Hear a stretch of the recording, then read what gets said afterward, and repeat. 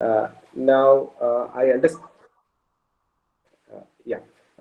So I believe my audio is clear and everything is fine, right? So I just wanted to get a confirmation before I proceed So further. it's audible, sir. It's audible, sir.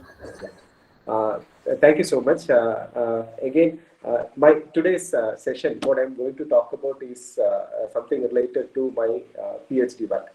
So I completed my PhD on only a couple of years back. It was a very long PhD. It took so much time for me to complete. But no, the journey was long. That essentially means that I had a lot of experiences during this process. So I understand the difficulties that a research scholar will undergo. What are the you know difficulties you may face while publications, doing analysis, doing experiments, and so many things. So my session today is about something related to my PhD work, and I'm going to share a few things related to that. So maybe that will help you understand the problem. So I might be introducing something. Maybe it is something new to you, maybe it is not. But still, I'll try to introduce this idea of liquefaction and how to mitigate it. It is something related to earthquake engineering. And then I will also show you some of the tools which I used for doing my PhD. Maybe that will give you some ideas to pick on certain new tools, because you need a lot of tools to do your PhD, right? So I'll introduce a few things there also. So that is my objective today. I'll probably try to finish it off in 1 hour or maybe 1.5 hours maximum. Please feel free to interrupt me if you wish to ask any questions or add anything. I just wanted to tell you one more thing. I'm not very comfortable using the chat box. So if you put up something in the chat box, I may not notice it. So please forgive me if I miss something there. The best way to do it is to just unmute yourself and then ask or do that. Whichever way you feel is comfortable is okay with me. So if you want, you can interrupt in between, or you can interrupt or ask questions at the end also. Okay. So let me start by sharing my presentation. So it may take a couple of minutes. Yes.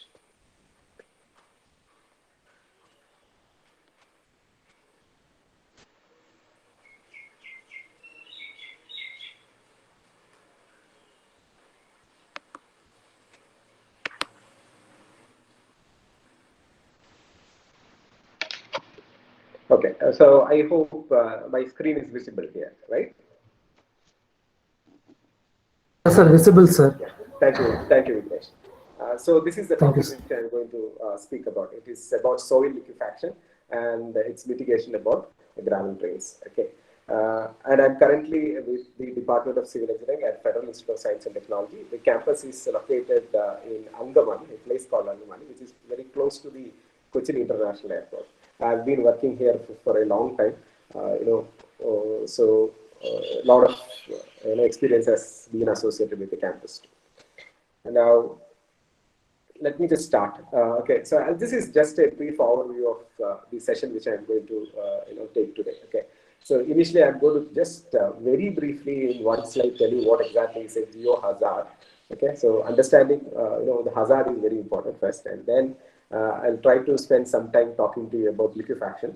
It is a very interesting phenomenon, so I just wanted to share a few photographs and some basic ideas behind this.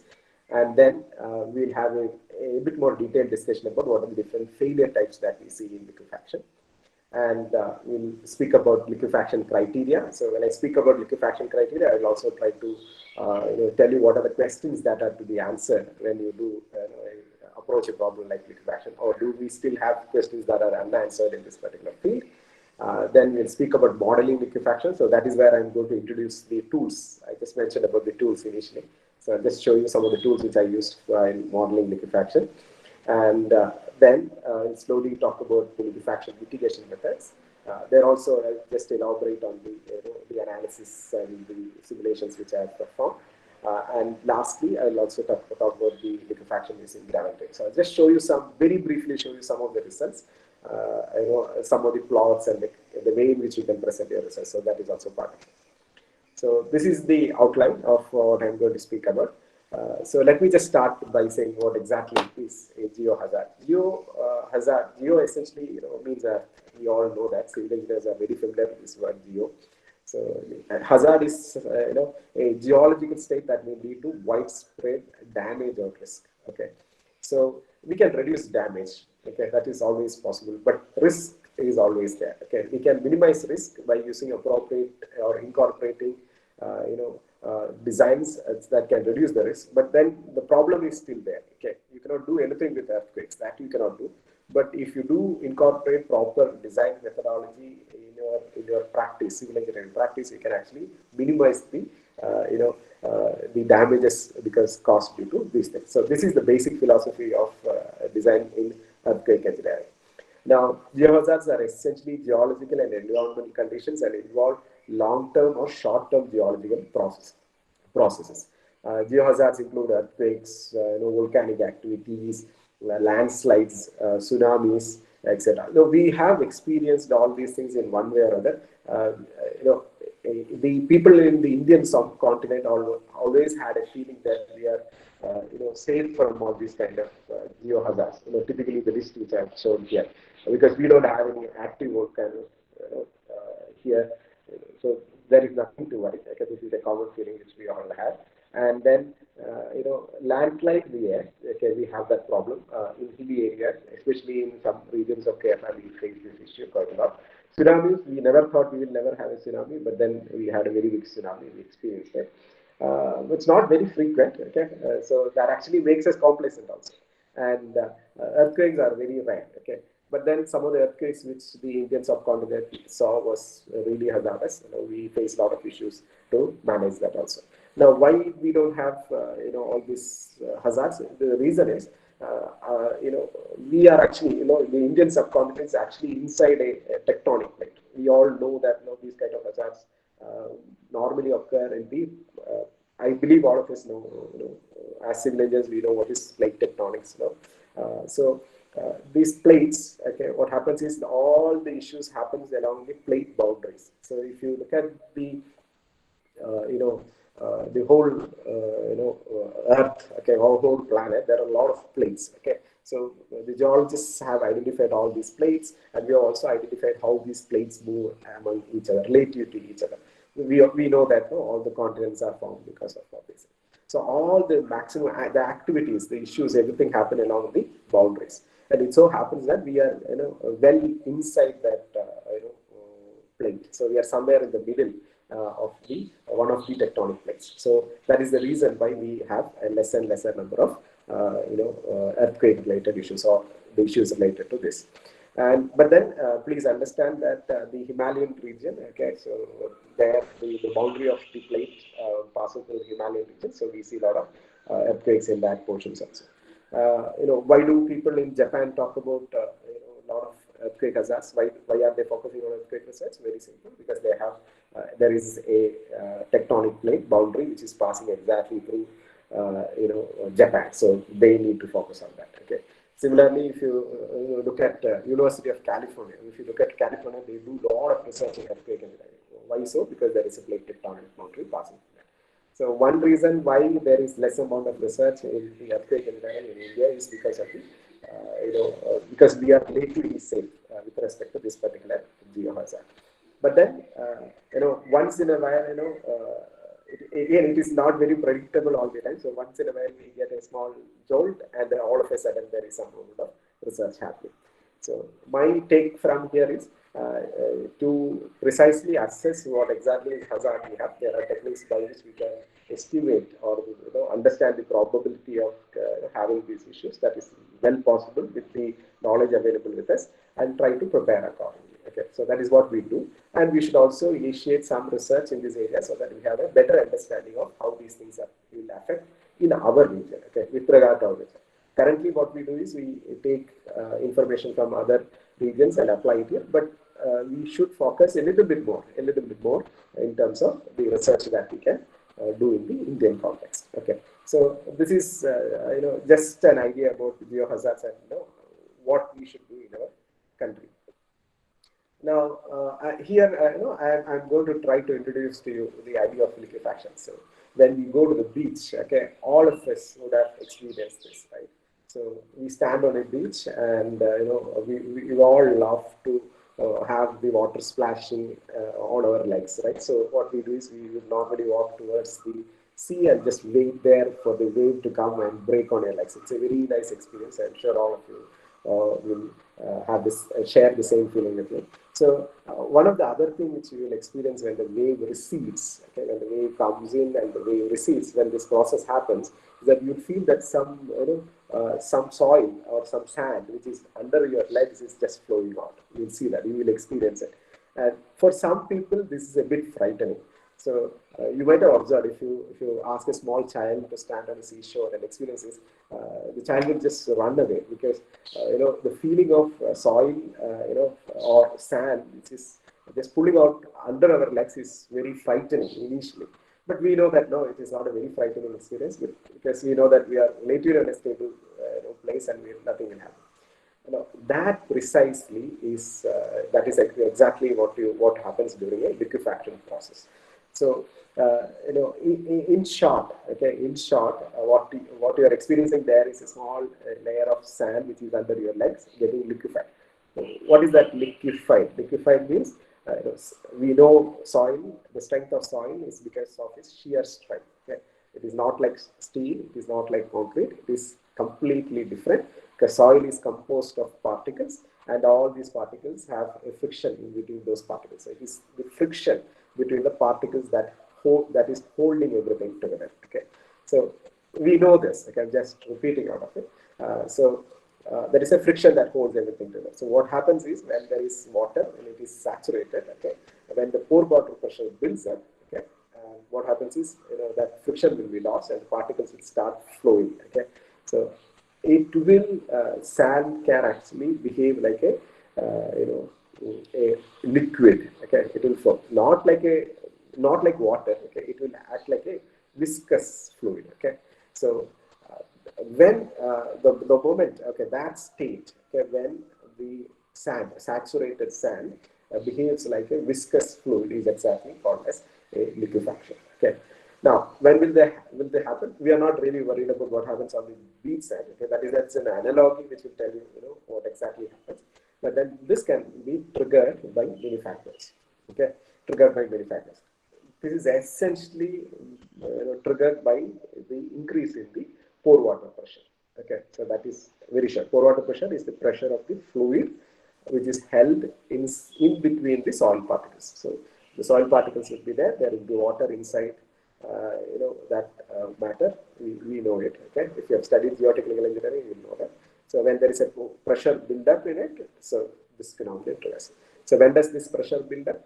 Okay, there are many reasons. One major reason that can happen, that can trigger this, is the earthquake. Okay, so in large earthquakes, or when you have earthquakes which has a longer duration. Okay, there are basically two things you look at in earthquake. One is the intensity and the duration. Okay, so in large earthquakes, when I say large earthquakes, I'm actually meaning earthquakes which has high intensity, and long earthquakes, maybe the intensity is small, but the duration is more. So if you have earthquakes of this type, there is a possibility of liquefaction. Again, remember, the possibility of liquefaction exists mostly in the case of cohesionless soil, sand, and then it is when it is partially or fully saturated. Mostly in fully saturated, but in partially saturated soil. So this has happened. Okay, we have experienced this issue in many earthquakes, and this is one of the most famous, liquefaction-related failures which we have recorded. Okay, this happened in the year 1964. You can see that this is a series of buildings that were there, apartments that was there in Japan. And during the Niigata earthquake in 1964, what happened was there was liquefaction failure. So here you can see that if you look at these buildings, you can see that these are relatively safe, right? You don't see there is structural damage, yes, but then there is relatively less amount of structural damage in buildings. But then the complete foundation, it is like having something on a fluid, right? So the building would have collapsed. The foundation failure has happened because of liquefaction. So this was a huge failure, in the building here, which you can see here. Actually, just went inside the soil. Okay, it was a big failure, and you can see that some of these buildings, some buildings stood, but some of the buildings actually faced a lot of serious damages. So there was a lot of studies that this particular earthquakes triggered. So most of the studies happened in Japan. So Niigata is one trigger for liquefaction as well as studies on liquefaction as well. Though the phenomenon was known to us earlier, but then only when you see these kind of failures that we start doing very serious research on that. Okay, so that is the importance of the Niigata earthquake. Uh, this has happened in many places. One of the most recent things, very interesting, picture that appeared in media was this one. Okay, in Christchurch there were two earthquakes, one in 2010 and 2011.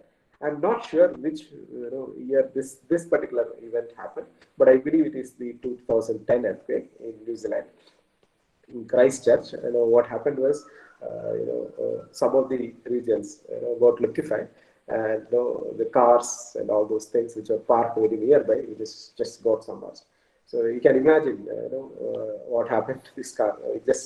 It is like having a fluid, and then the car just went inside. So these kind of issues were reported in many places in New Zealand. But you can also see, the building here is relatively safe. Right? The building, nothing happened to the building. Maybe the foundation was able to take care of it. But then, so I just wanted to tell you, this doesn't happen just under the foundations. It can happen everywhere. Very recently, I came across a lot of liquefaction being reported in the Nepal earthquake, which happened last year, 2020. There are quite a few liquefaction-related damages that were reported. That this was there in the social media. These days, we get to know about these kind of things because there is a lot of interactions because of social media. You get to see these posts being shared through WhatsApp and Facebook and things like that. So I came across a couple of videos from the Nepal earthquake as well. So there's just there are hundreds of pictures and videos available in the internet. Just take a look at it. It is quite interesting to see the effects of earthquake, of effects we can after effects of liquefaction. Okay.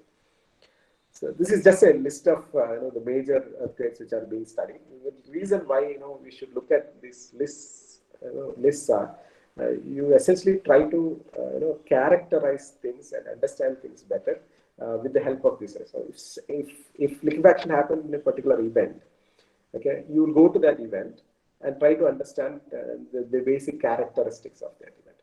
Okay. So how do you do research? You do research by observing. You trying to recollect what is happening there, and only when you observe very deeply that you are able to understand things. Okay. So one of the first tasks as a researcher in any field is to look at certain failures or case studies and try to understand what happened exactly in there. And from that, we will be able to understand the phenomenon better. And once we can, if we can develop a theory based on your observation, and if we can test it in your laboratory, and you will be able to devise designs which can overcome that. So this is how the whole of engineering works. So if you are a researcher, please take some time to look at events, look at failures, and try to understand. So that will actually you observe it, apply your common sense, and try to understand what happened and why these things happen. So this is just a list which I tried to look at when I was doing my research. There was Niigata earthquake. So you take Niigata earthquake, look at the frequency, duration of earthquake, what was the land conditions where liquefaction happened, and likewise. So you do the same thing for all these different events, and maybe you will be able to understand things better. So Alaska, this is again 1964. These two earthquakes happened one after the other, and this was one of the triggers for a lot of liquefaction research. And Loma Prieta earthquake 1989, Kobe, Chichi earthquake, Taiwan, Turkey, Bhuj. This was actually a trigger for studies in India in 2001. Interestingly, one professor in IIT, it was not IIT, in Roorkee, had actually done research in the area of liquefaction well before this. I think in 1950s and 1960s.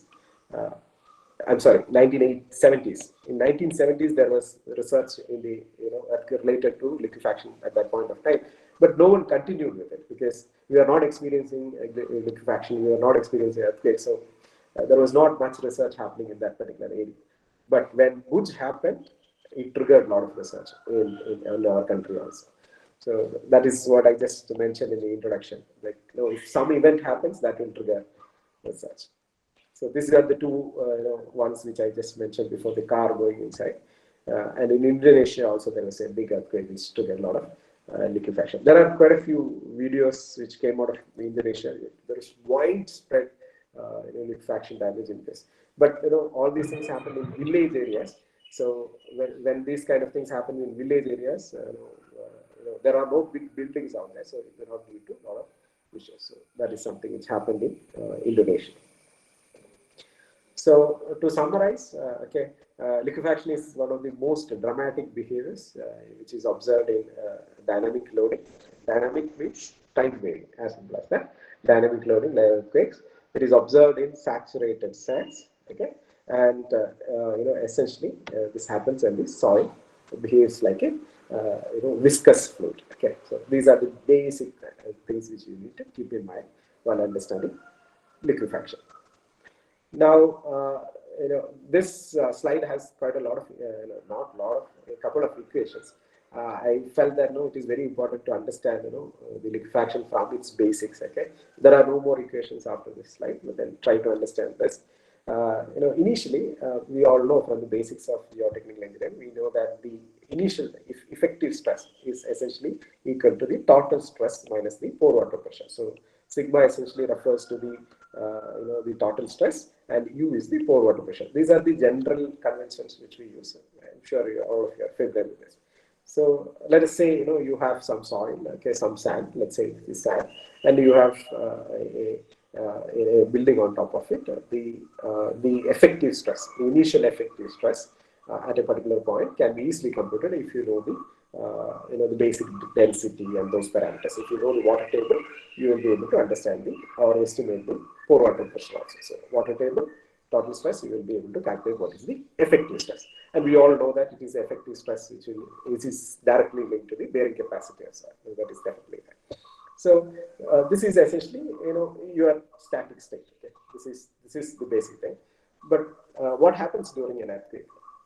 During an earthquake, what happens is when there is shaking, the particles in soil will try to come closer. Okay, you can imagine, you have a jar of sugar at your home, and you want to fill more sugar in. What do? You shake it, right? So when you shake it, what is actually happening? The particles are actually trying to come together, right? So the same thing happens in the case of an earthquake. So you can imagine Earth as a big, or the location as a sugar jar, and somebody is shaking it. So when this shaking happens, the particles will try to come together. And when the particles try to come together, the water which is held inside the particles, is actually trying to be compressed. Okay, so the water will try to compress. Okay, and that actually increases the fluid pressure. So that is called as a pore water which is present in the pores, and the pressure builds up. Okay, so typically, if you call that, due to an earthquake, there is a small change in that pressure. So let me just introduce this particular term. Due to dynamic loading, there is a small delta U coming. Okay, that delta U is coming. So there is an increase in pressure. Okay, now so the new effective stress can be rewritten in this form. Okay, very simple. You just rewrite it. And again, if you just try to plug the first two terms here, you'll see that the initial effective stress. Okay. So the question here is, as the pore water pressure builds up, the effective stress, as delta U increases, the effective stress decreases, right? Because this delta is negative, right? So as this increases, this value decreases. Now, what happens when this value, delta U, reaches the initial effective stress? Okay. So when this delta U, the increase in pore water pressure, reaches the initial effective stress, the effective stress becomes 0. Okay. 0. 0 means nil. So the effective stress is 0. So that means it is just like a fluid. Okay. So there is no shear strength there. So it is going to fail. So all of a sudden it will fail. So this is exactly what happens during this during an liquefaction process. So what is triggering this delta U? This triggering is because of the earthquake. Okay. So I hope this is clear to you. It's a very simple thing, but many people fail to forget this. Okay, that's why I'm doing it. So typically, this is defined as a ratio. So delta U by the initial effective stress, this ratio is typically used to indicate whether there is liquefaction or not. So if this value is 1, so that means there is this value is equal to 1, we call that there is liquefaction. Okay, and this happens during earthquakes. Okay, so what do we need to understand?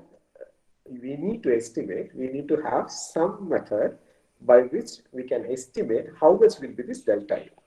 So we know how to calculate sigma, no issues. Effective stress, we know how to calculate overall pressure, soil density, we will be able to estimate, no problem. The level of water will help you understand the pore water pressure. So initial effective stress, not at all a problem. The only thing is we need to have some mechanism or some method by which this delta U can be estimated. And this is the biggest challenge in the case of predicting liquefaction. So it's a very simple question. So if I tell you, okay, this is my earthquake, okay, I give you some earthquake characteristics. Okay, can you tell me how much will be the delta U? As simple as that. If you can answer that question perfectly, the liquefaction problem is done. Okay, there are no more questions being asked to be asked in the case of liquefaction. Strictly speaking, people are still trying to figure out what is the best way to estimate this delta U for different kinds of soil. Okay, so we see, yes, we see certain patterns, but we don't completely understand how this delta U, is develops. Okay, so that's the reason why we still have research happening in many regions. Okay, so this is one of the statements which is there in the, there is a lot of literature available in the internet, especially the earthquake engineering research related to, I'm sure you're familiar with the USGS, United States Geological Survey. So there are a lot of information and material available in the USGS site, which is related to liquefaction related things, earthquake related, essentially related earthquake related things. So you'll get a lot of information from there. There have been a lot of scientific publications related to that. So this is one of the statements which I saw, which I feel is very important. For a failure to occur, there must be both a prior susceptibility to loss of strength in the soil mass and a triggering mechanism. Okay, so here researchers are talking about two things. One is the soil must be susceptible to liquefaction. So given a soil, okay, can we look at soil, okay, look at its characteristics and say whether this is prone to liquefaction or not. Okay, so let's say if you come to my region, okay, you look at the soil and tell me whether it is liquefaction is possible. So that is one thing which we have to look at. And second is, do we have that trigger mechanism coming in? Okay, so if these two things are there, okay, then you say that there is a possibility of liquefaction happening. So the two combine to initiate progressive loss of strength within soil. Okay. So one is susceptibility, okay, related to the soil characteristics, and one is related to the strength of the soil. Now, why do I say this? It's very important. So when I started studying, started my research here, one of the first questions people ask is, see, you told us that the Indian subcontinent is inside the tectonic plate. The probability of having an earthquake within, say, 100 years is very low. Even if an earthquake happens, the possibility of having a high magnitude earthquake is very low. Even if an earthquake happens, the probability of having a very long-term earthquake is also low. Then why do you want to study this? Okay, the answer was a bit simple. Say, if you look at the soil which is there present in Kerala, some of the locations, okay, my area of study is some regions in Kerala. So if you look at the soil deposits, you see that there is a susceptibility to liquefaction. So the soil characteristics indicate that there is a probability of liquefaction. So the trigger may not happen immediately. We don't really know when the trigger will happen. But if a trigger happens, we need to know whether you are prone to liquefaction also. That is the significance of the study which I was trying to present. Okay, so I was just like any other researcher who were trying to find reasons why I want to study that also. So it was not like I had a problem and we were working on it. We were trying to identify a problem and we were trying to study it. Okay, so please keep this in your mind whenever you do that. So obviously, the next question would be, what are the different types of failures that can happen due to, liquefaction. Okay, so many things can happen. Okay, these are some of the things which are observed as a result of liquefaction in many of the events that has happened. There is something called as sand boil. Sand boil, it literally means soil boiling. Okay, so it is like there are some regions where soil will just pump up, just like boiling water. So if you put a pot of water on in a stove, you'll see that if you boil it for some time, you'll see that bubbles will come and boils, right? So very similar to that.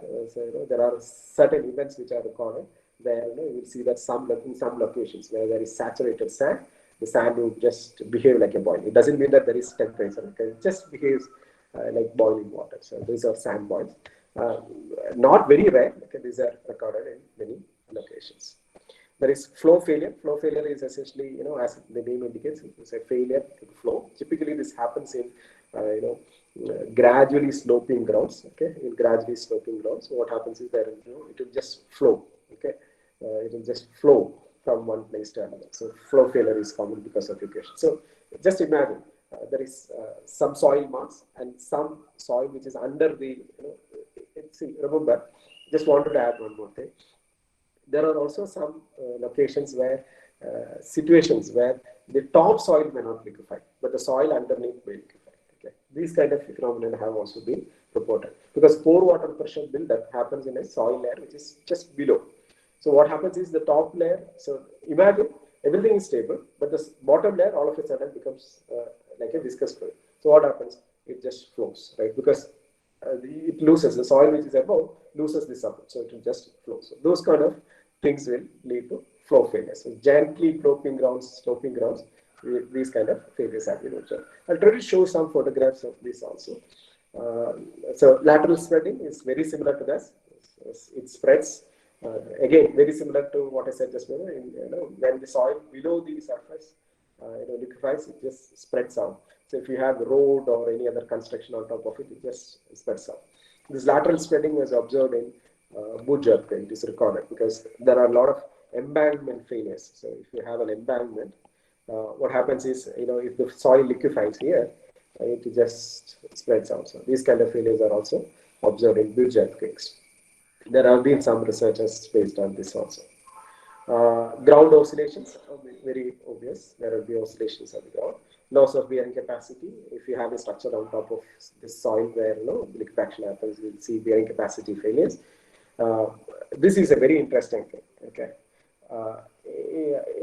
there is something called as a buoyant rise of buried structures. So, what happens during liquefaction is, let's say I have this is my soil layer. Okay, so this is my soil layer, and if I have something buried underneath. So typically, what do we bury? Pipelines, right? So we have maybe pipelines or septic tanks and things like that just buried under soil. Because of the pore water pressure buildup, I told you that during liquefaction, what happens is the pore water pressure will build up. So this pore water pressure buildup may sometimes lift all these underground structures to the ground. Okay, so this is another phenomenon which is observed in when liquefaction happens. Because of the pore water pressure, the buried structure may just come to the top. Okay, this is also very common. So in certain regions, buried pipelines, these kind of septic tanks, manholes, there is a possibility that these things can come to the surface also. There are quite a few researchers going on to understand how this phenomenon works and how do we prevent it also. Ground settlement, obviously, this is again one more thing which we need to understand regarding liquefaction. Just like the sugar jar, which I just mentioned about, when you shake your sugar jar, what happens? It settles, right? Same thing happens in the case of liquefaction also. So typically, once you liquefy some soil, okay, what happens is the grains will come to a closer configuration, and the possibility of liquefaction in that same soil at a later stage is actually less. Why? Simple, because it has come to a denser state. Okay, so again, this is also one area of research. People are trying to understand if there is a mild earthquake, so there is some small shaking, it has come closer, will it liquefy again? Okay, so these kind of studies are also going on. And there is also studies on post-liquefaction behavior. So once the soil has liquefied, how does it change the characteristics of soil? There are researchers on that also happening. And failure of retaining walls, obviously, just like embankments, in retaining walls, when there is a retaining wall, we know that when we take their pressure into consideration while doing the analysis. So the whole dynamics will change in the case of liquefaction because of the pore water pressure buildup. So failure of retaining walls also observed. So these are some of the very big characteristic failures of liquefaction. Now I'm just going to show you some photograph in a second. Photograph of some of the failures. So this is sand boil. I'm not sure if this picture is very clear. You can see that soil has come out of the ground, okay, and then it just boiled out. So these are there. This is a very this was taken from the Christchurch earthquakes in some regions where there is sand. And then again, this is flow failure. Here you can see that the soil mass has actually flown. Okay, this is groundwater. So you can imagine that the groundwater level would have been very high. So there might have been some liquefaction under the layer. So what happens is this just flowed down. Okay, because of the flow failure. Okay, so that can also happen. So these are some pictures. This is again lateral spreading. You can see that I just mentioned about roads. Okay, there is spreading. Okay, that is happening because of liquefaction. Now, don't think that every picture like this will mean that there is liquefaction. You will have to investigate what is the reason for the failure. Okay, then only you can ascertain that the failure is because of lateral spreading. So you can actually see that there is this one person who is just standing on the cracks. Okay, imagine the depth for which this spreading has happened. So this can create widespread damages to roads and this. You would have to completely take out the soil and apply ground improvement techniques so that it can improve. So it becomes a big challenge for civil engineers in the case of such failures. I mentioned about uplift of structures. So here you can see this is Tohoku earthquake in 2011. You can see that this was actually a manhole. You can see the manhole plate at the top. The whole thing just came up. Okay, so the buried paper. So you can imagine what happened to the pipeline which is connecting that. So manholes can just come up like that. And look at it. This height is almost this height. I was trying to read the paper where this was published, and they saying it was about 1 meters above the ground. So these are very interesting things that gets recorded during liquefaction failure. So the reason is liquefaction. So people have tried to, or researchers have tried to, consolidate this knowledge, in the form of tables, okay, to understand what are the different instability issues that are caused due to, because of liquefaction, and what are the structures which are most often affected. Okay, so this will give you an idea about what are the different kinds of failures that happen.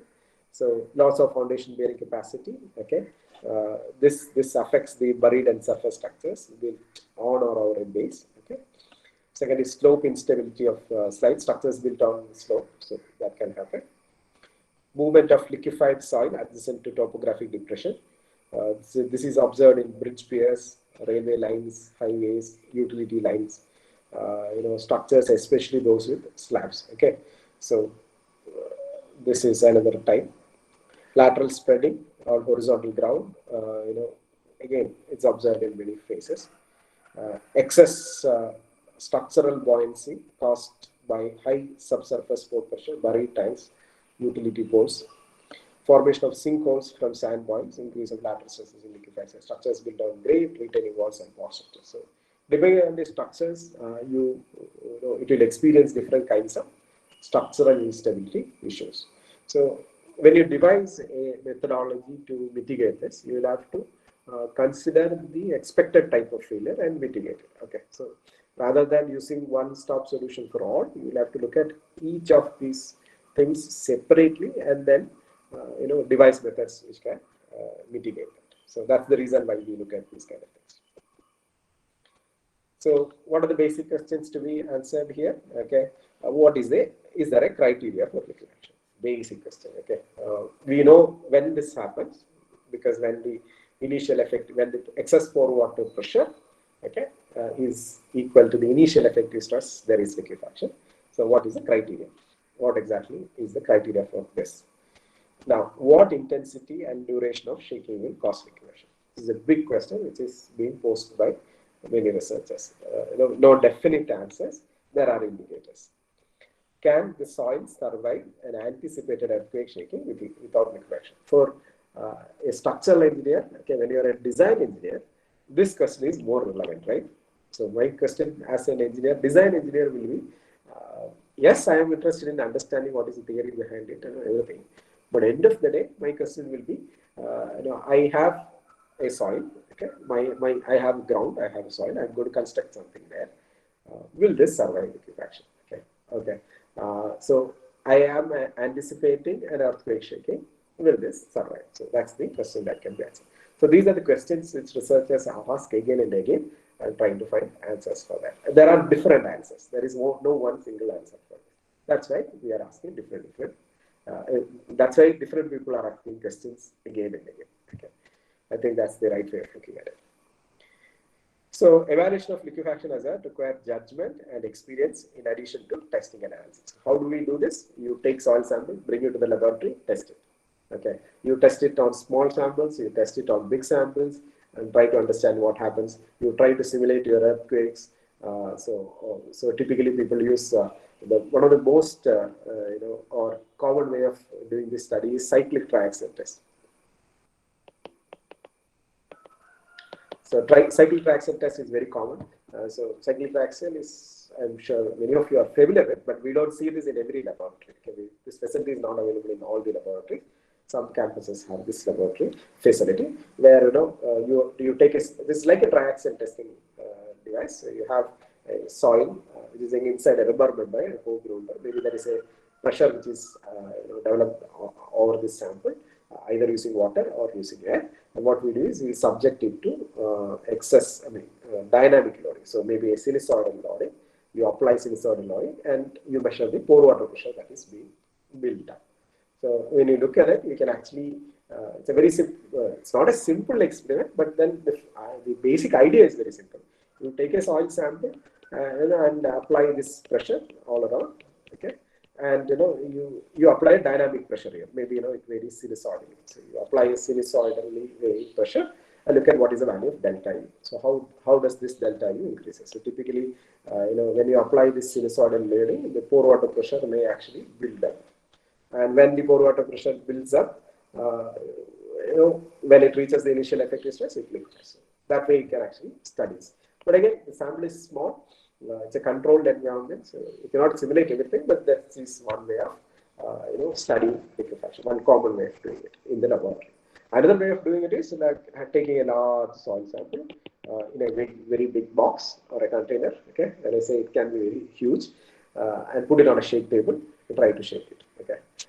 This is, initially when I started my research, the cyclic triaxial machine was not available where I was doing my research, so I couldn't do this. So what we did was we created a shake table. So we created a shake table with a container box, which can accommodate somewhere around 500 kg of soil. It's a huge box, 1.5 meter by 0.5 meter. So we created a box. You put it on a sinusoidal shaking table. Again, the shaking table was also a custom made, so it can actually shake it and observe what happens. Okay. We also tried to develop some sensors which can measure the pore water pressure. So we had some sensors which will measure acceleration as well as the pore water pressure, and we studied it. Okay, and that is when I got to experience this, because we never experienced earthquake for real. But when you take the soil and put it in a lab, you can actually see. So if I put some small models inside the soil, when I do the experiment, it just comes out. Okay, it just comes to the surface. So I still remember doing a few experiments just for observing it, because when you do an experiment for the first time, you don't know what is going to happen. So just do it. Okay. So there have been like 5-10 experiments, where just doing it for the sake of understanding what happens. Only then you can design the experiment, put the sensors and everything. So we just do some experiments to see how this thing fails. So we'll switch on the shake table and look at it for some time and see what happens. And after liquefaction, we switch it again and see what happens. So that is when we really see and understand what happens during this process. No matter how much video you see on YouTube, you'll never understand it completely unless you do an experiment on your own. So it was quite challenging also, because for one experiment, you will have to put 500 kg of soil, right? So there is huge amount of labor involved. So you have to carry soil, put it there, saturate it, switch it on, and everything goes down in 1 minute, less than 1 minute. So you prepare for 5 days, your experiment comes out in like 2 minutes. Okay, so 3 days of preparation, sometimes even 1 week of preparation, and 1 minute of experiment. Okay, so it is quite interesting to do such experiments. I think if you have facilities, try to do that. If you don't have facilities, try to develop those facilities. Okay. Now, what is the time now? Oh, it is 11:30. So time is going very fast. Now, this is, I told you that the soil has certain characteristics which will initiate whether there will be liquefaction. So, this famous researcher by name Tushida, a Japanese researcher, what he did was he went to different locations where liquefaction happened. So, what he would do is he would go to all the locations where liquefaction has happened, and he will take a soil sample and bring it to his laboratory. And what he will do is, he will just simply, in addition to several experiments, what he will do is, he will just simply take the particle size distribution of this particular soil. Okay, that is what he used to do. So I think he has done more than 1,000 or more than 1,000 samples, not 1,000. In fact, it might run into 10,000. I cannot recollect how many samples he did, but it's a very large number of samples he took. And what he did was, he did the particle size distribution, and he plotted all the particle size distributions in one particular graph. And what he observed was, if the if your soil sample, if the particle size distribution is within this this region, okay, this particular region, I say that there is a high probability of liquefaction in that particular soil. Okay, so he created two zones. Okay, one is the boundaries for most liquefiable soil and boundaries for potentially liquefiable soil. There are two zones he came out with. Okay, now what was the basis of this research? It was very simple. It was out of experience. Okay, so he felt that you can always relate the particle size distribution to the liquefaction probability. And this is still used. We know that this doesn't work all the time, but still we use this basic criteria to identify there is a possibility of liquefaction or not. Okay, so you can see that some researchers have done really interesting works which guides others to do further research. So I use the same thing. So what we did was, we took sand from Kerala, some locations, and we did the particle size distribution, and we found out that this is between this region. So what is that? It shows that there is susceptibility to liquefaction. So there is a need for doing the studies there. Okay. So again, a lot of people have done a lot of research. So this was the result of the Chinese criteria. So the Chinese also did a lot of research in terms of liquefaction. And they said, okay, if your soil meets these criteria, it is susceptible to liquefaction. That is what they said. But again, there is a saying that when something comes out of China, we don't believe it, right? So this Chinese criteria was studied by a lot of US researchers, and they are trying to prove that this is wrong. Okay, so there have been a lot of studies. If you go to literature, you'll see that there are a lot of literature which say that the Chinese criteria is wrong. Okay, in some way it is wrong. But then when you read papers, you'll understand that this is based on a certain research. Okay, so it is applicable. Okay, so there are conflicting remarks regarding the Chinese criteria. So this is related to their criteria. The Chinese criteria is related to the mean size, graining size, the clay particles, uniformity coefficient, relative density. You can see that it is less than 75%. The void ratio, which is greater than 0.8. The plasticity index is less than 10. So it indicates that it is sandy soil, right? Silt and sands. So depth of water table is less than 5 meters, and depth of sand is less than 20 meters. So these are the basic guidelines. So if you look at a site, and if you see that these conditions are satisfied, there is a susceptibility for liquefaction. That's the Chinese criteria. So that's it about the criteria for liquefaction. And again, regarding intensity, so regarding earthquakes, okay, the most common is this is the modified Mercalli scale. I'm sure you are familiar with it. See, earthquake engineering is so vast. Okay, there is so much of research happening in different areas. It's very huge thing. Okay, so understanding each of these things will take a lot of time. So if you're understanding how intensity is measured in earthquake, itself takes a lot of time. Okay, so it's a very long thing to study. So modified Mercalli scale, we don't use Rutherford scale for research related purposes. We always refer to the modified scale. So 7, if it is more than that, but in some cases it is observed in less than 7 also. So it just indicates a high intensity earthquake, there is a possibility. But again, these are being questioned again and again because there are cases where liquefaction is observed in earthquakes where the intensity is still less. The threshold acceleration is identified at 0.1 G. Okay. Again, this is also being studied again in many research.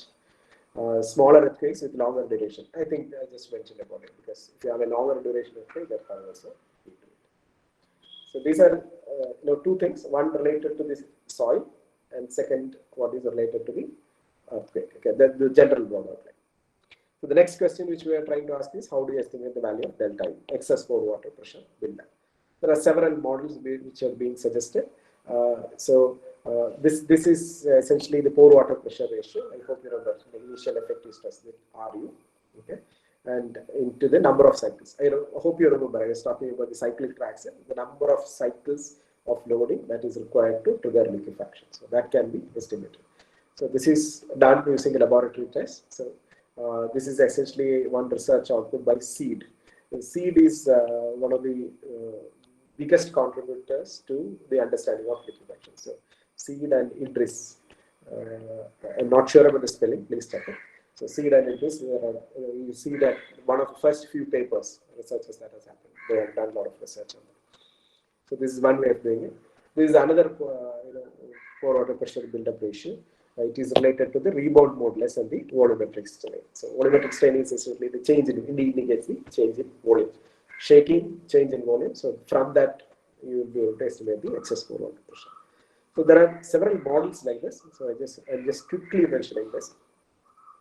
Again, this is another pore water pressure buildup, which is called as the enteroclinic model based on the damage parameter. So this is another way to do it. Now, why am I showing all these things? Just to indicate there is no one-stop answer for the model for the pore water pressure buildup. So it is subjected to many research again.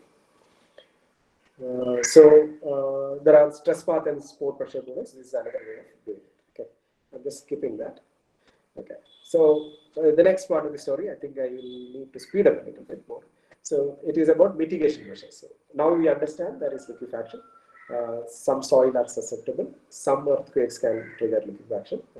How do we mitigate it? How do we reduce the effects of this? Okay, so obviously there are two people involved here.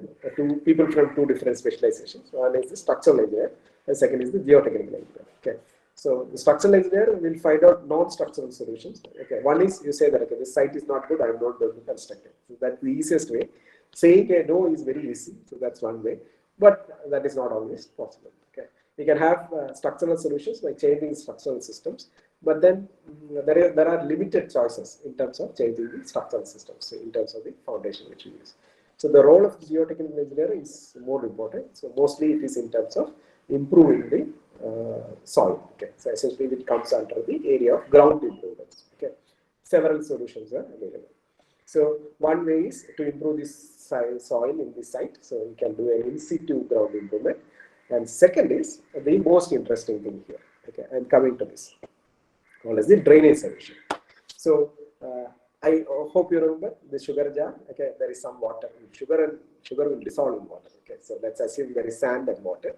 So when there is shaking, there is pore water pressure buildup. Okay, so one easy way of getting rid of this is how can I reduce that pressure buildup? So in some way, pressure builds up. You can't do anything with it, but can you dissipate that pressure by some means? Okay, so that is where the drainage solutions come in. So drainage means the pressure builds up. Let the pressure build up, but let us drain the water that gets built up. Okay, so if we can drain this water by some mechanism, that will be a good solution for it. So this is something which always geotechnical engineers look at. So basically there are two solutions. Okay, one is you densify the soil. Okay, remember if the particles are very close, the possibility of liquefaction is less. Two is you drain the pressure that the water pressure that it builds up. That is another solution. So basically there are two solutions. One is you densify soil or drain, or you do both.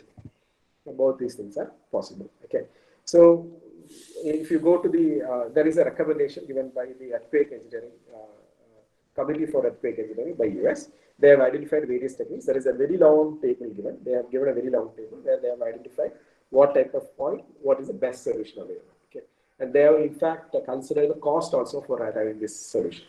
That those solutions are available in the US, but then there is a general reference which is available as to what solution is best suited for what kind of soil. So this is an extract of that particular table. This is not a complete table. It's a part of that table, which is I've just put it out. So there are different ground improvement techniques which are used. So you'll see that there is something on blasting, vibratory probe, vibro compaction, compaction piles, heavy tamping, displacement or compaction grout, surcharge, drains, okay, grouting, mix in place piles, in situ vitrification, vibro replacement. So there are several solutions available. And the principles are different. So typically, the basic principles are compaction and densification, overburden pressure, pore water pressure relief, fill the soil pores, stabilization, thermal stabilization, and soil reinforcement. So these are the general basic things available. And the applicability of the soil is also available. Now, where do my research stand? My research stands here. Okay.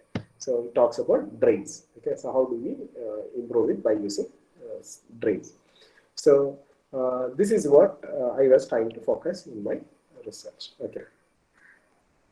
So the next question is, how do we make this, gravel drains or stone columns? Okay.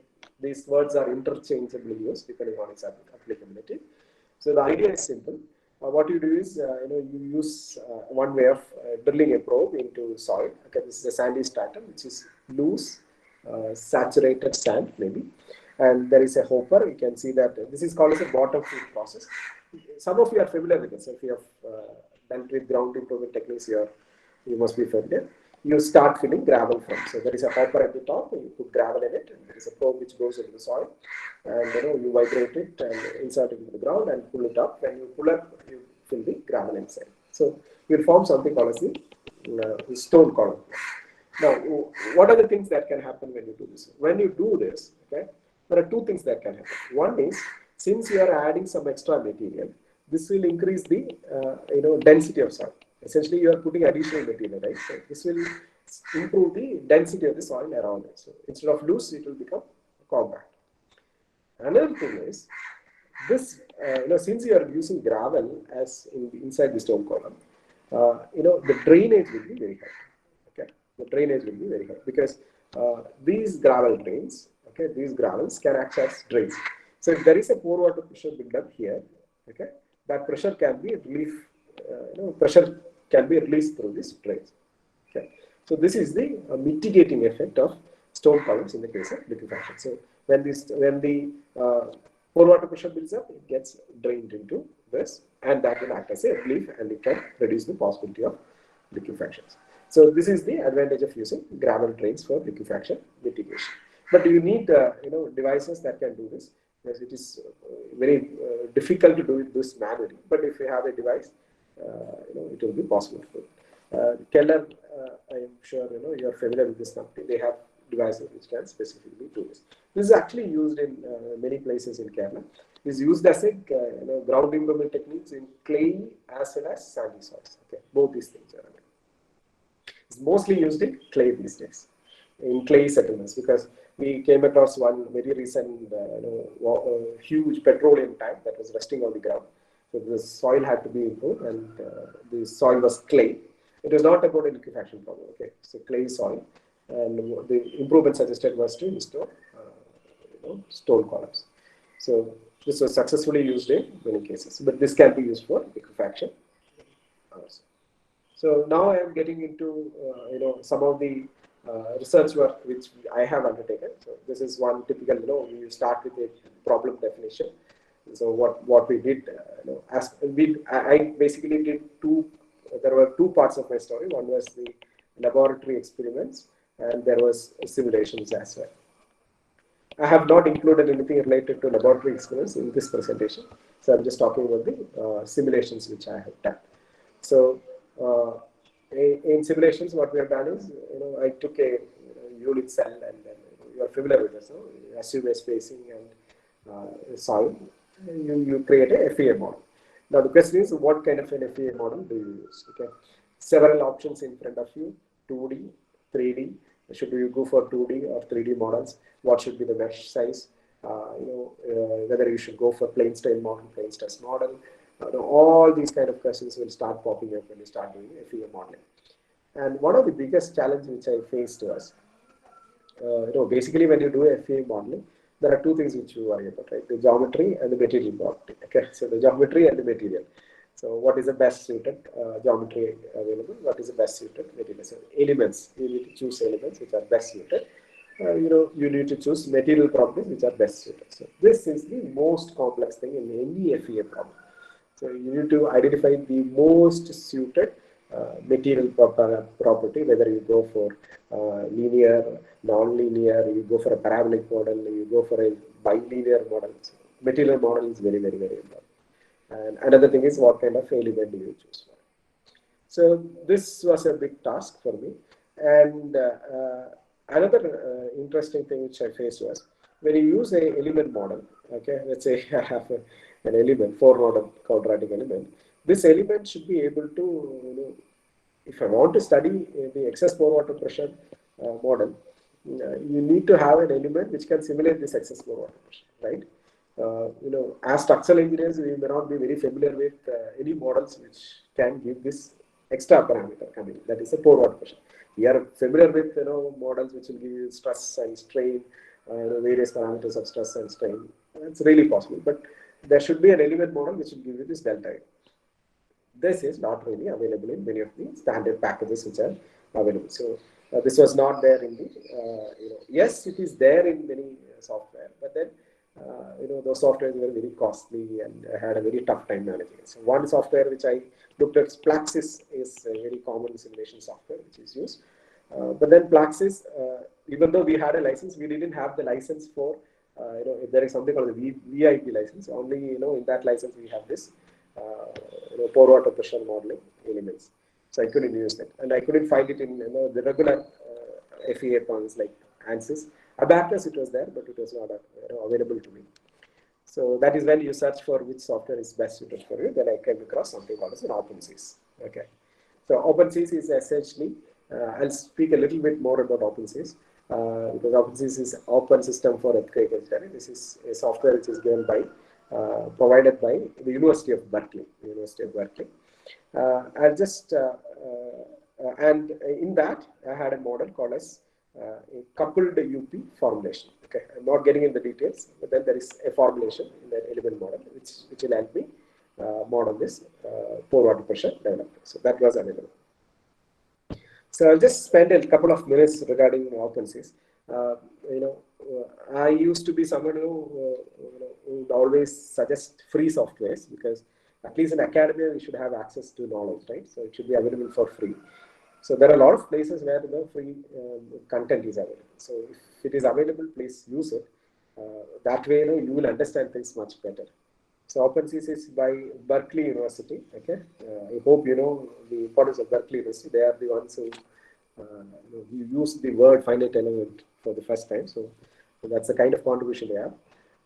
But again, when you use free software, there are a lot of disadvantages as well. So you don't have support. You pay zero money. That is definitely there. But then there are a lot of issues. So typically in a FEA program, you have a preprocessor. Okay, right? You have a processor.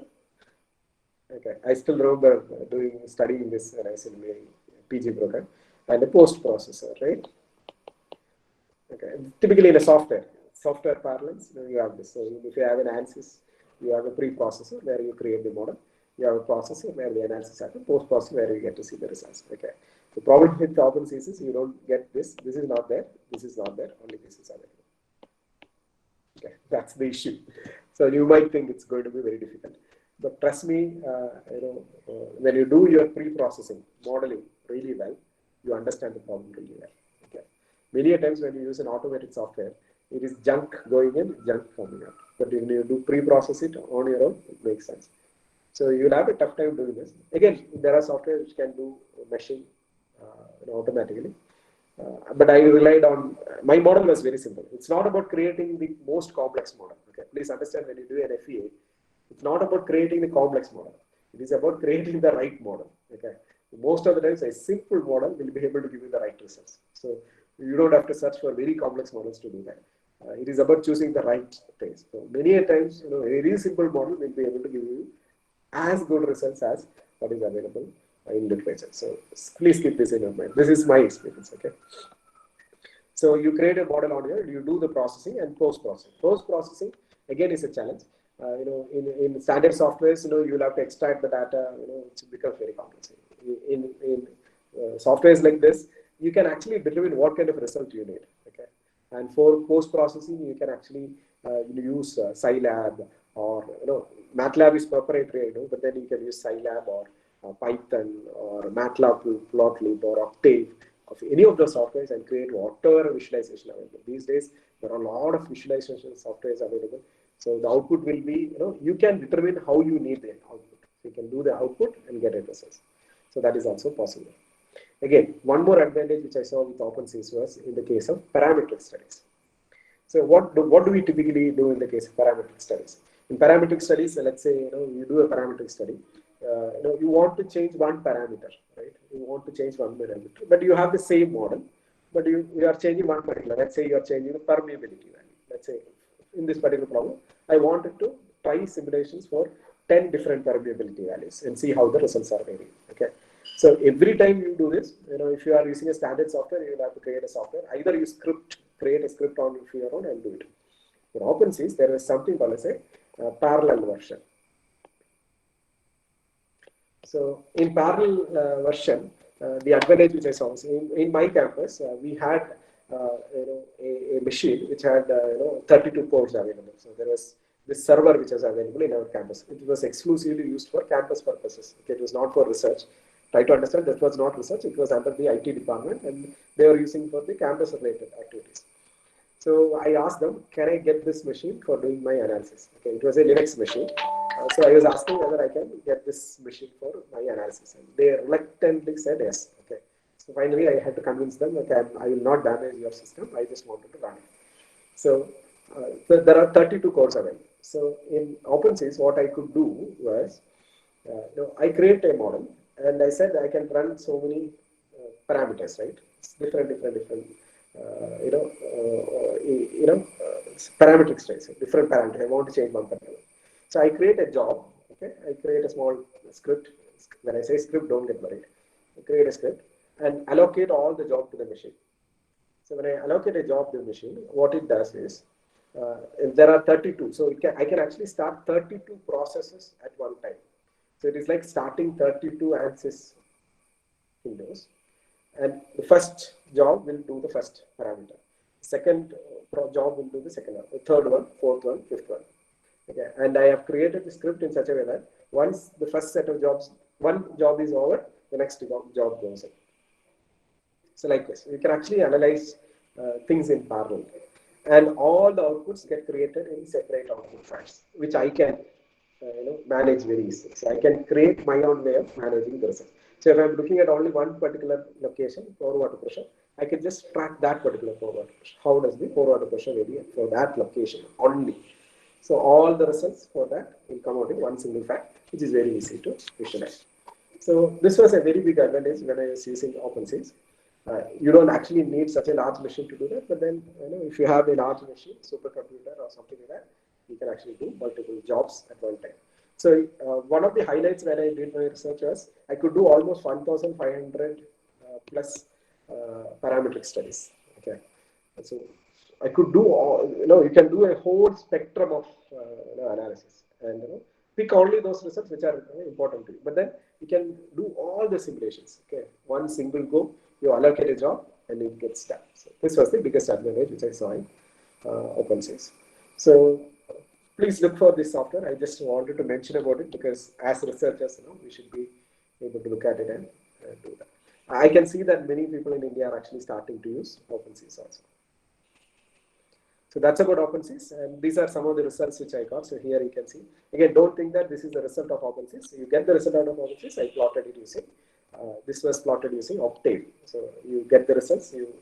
You write a small script. It's not difficult. Try to use all the tools. Study the tools.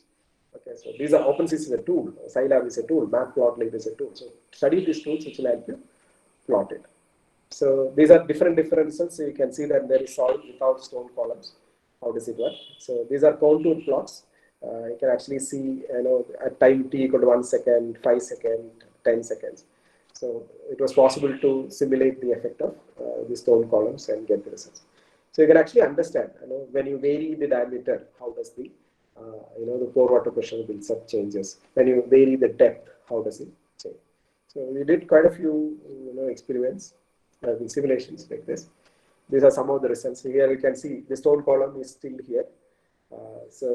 There is liquefaction. So you increase the depth of stone column. There is. So you can see the soil, the soil below. The red color, the orange color, rather red, is actually indicates the RU value is 1.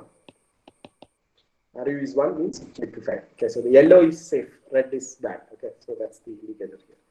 So liquefied. So the soil below the stone column was liquefying if you don't have full penetration. So this is one of the observations we made when we did the simulations. This is a whole deep, stone column. I don't mean to convey any results as such, but I just wanted to show you, the way in which you can get results of plot. This is when when you change permeability, how does it change? So parametric study is essentially this is what we do. We change parameter and observe how things are. So again, these are results. Again, how does the loose sand, medium sand, medium dense sand, how does these things vary? So these kind of studies are connected. I think I've included quite a few graphs. But this was again another way of representing the results. In contour plots, you get color, but we can draw graphs which will give you. So here, we were trying to look at the diameter of the stone column, depth of the stone column. So you see that. So this is 3 meter column. So till 3 meter there is pore water pressure reduction. But beyond that, so this dotted line which you see here essentially tells you that soil has liquefied. So you can see that if you have it only a 3 meter depth of penetration for column, there is liquefaction below it. Okay. So this is 6 meter column. So you can see that in 6 meters it goes like that. So there is increase in pore water pressure below the column. Again, this is a 9 meter column. Okay, you can see that. And this is a 12 meter column. So when you have a complete penetration, what happens is it reduces the chances of liquefaction. This is another observation which we made. We studied with different permeability values and things like that. Okay, so it was interesting to see that. This is again another graph. You can see how the pore water pressure varies when the diameter of the column increases. So it is obvious, but we still did that study. When you increase the diameter of the column, how does it increase? How does it affect me? So you can see these kind of plots. So these are some of the results which we did. So I think I have come to the end of my session. I had a lot of references, but I didn't include all the references here. I just mentioned a couple of references here. Nobody has interrupted me so far, so I'll be very happy to take any questions which you may want to ask. Okay, so I've come to the end of my session here. So I welcome you to ask me questions. Yes. Did I exceed the time allotted to me? Yeah, it's okay. It's perfect. Okay, fine. Very Thank excellent you. session. Thanks Thank so you much. for your acceptance and presentation. Okay. Participants, if you have any queries, you can please send through chat box. Yeah. Vignesh will read out for me. Okay. communicate to just. Maybe I'll also open my chat box. So. Okay. Okay. Is it possible to? Okay, these are some chats which I missed, I guess.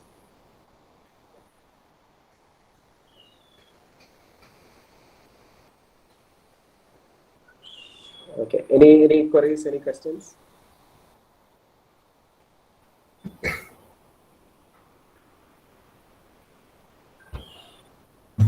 I have a question. Yeah.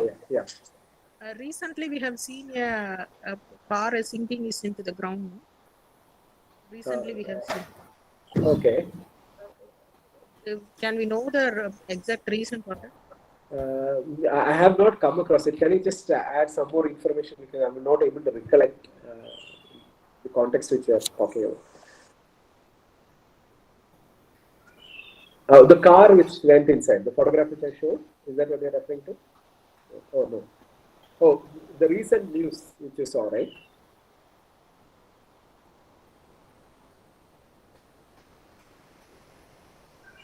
I'm not sure about it. I have not followed that particular news item. So I'm not sure about that particular. I think I saw a video or something, but I'm not sure about the exact cause of that. But I don't think that was triggered by any earthquake or liquefaction or anything like that. I'm not sure about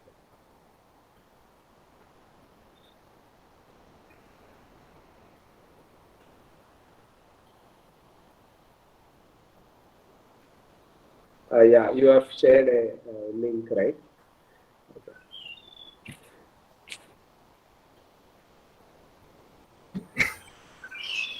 So participants, if you have any queries, please ask now. Yeah.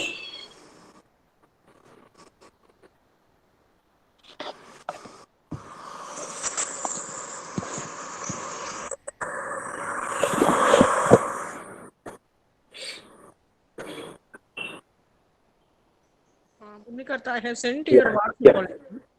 Yeah. Yeah. I'll check that. I'll check that later. I'll definitely do that.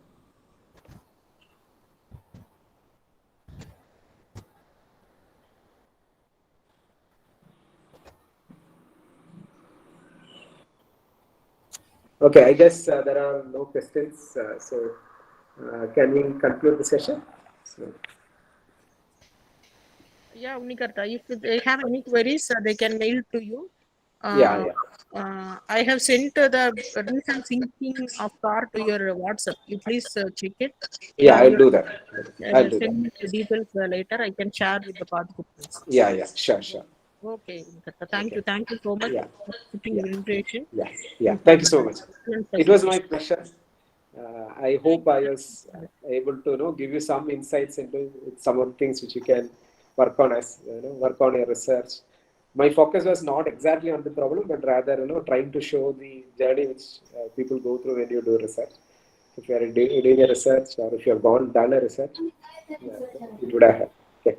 So thank you so much from my part. Thank you. Specific thanks to Dr. Muthu Priya, head of the department, and all other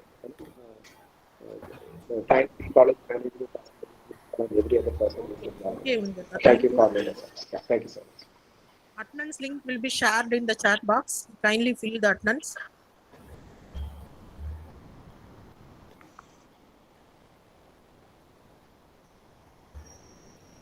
So participants, kindly fill the attendance link for day 2 section. It's posted for chat box.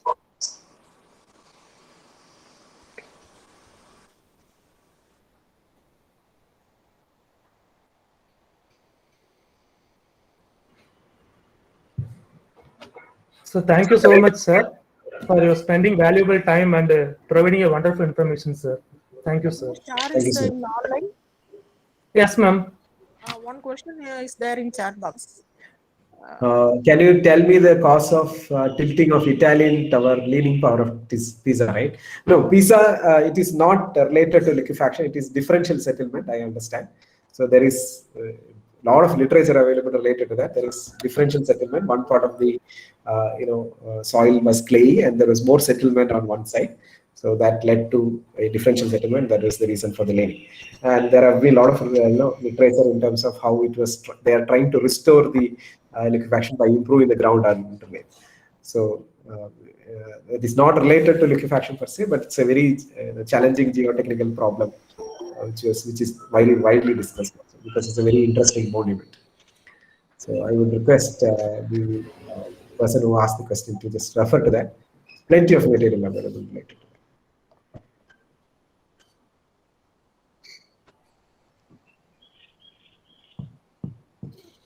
Okay, thank you, Unikarta. Thank you Thank so you. much. I'm leaving the meeting. Thank you for the opportunity. Attendance link shared in the chat box. Please fill the attendance. I think, can I leave? I think I can leave, right? Yes, Unikarta, you can leave. Thank you. Yeah. Thank you. Thank you so much. Thank you so much.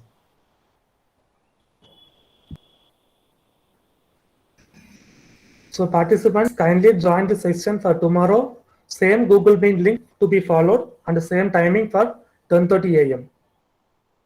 So once again, thank you for active participation for all participants. Thank you all.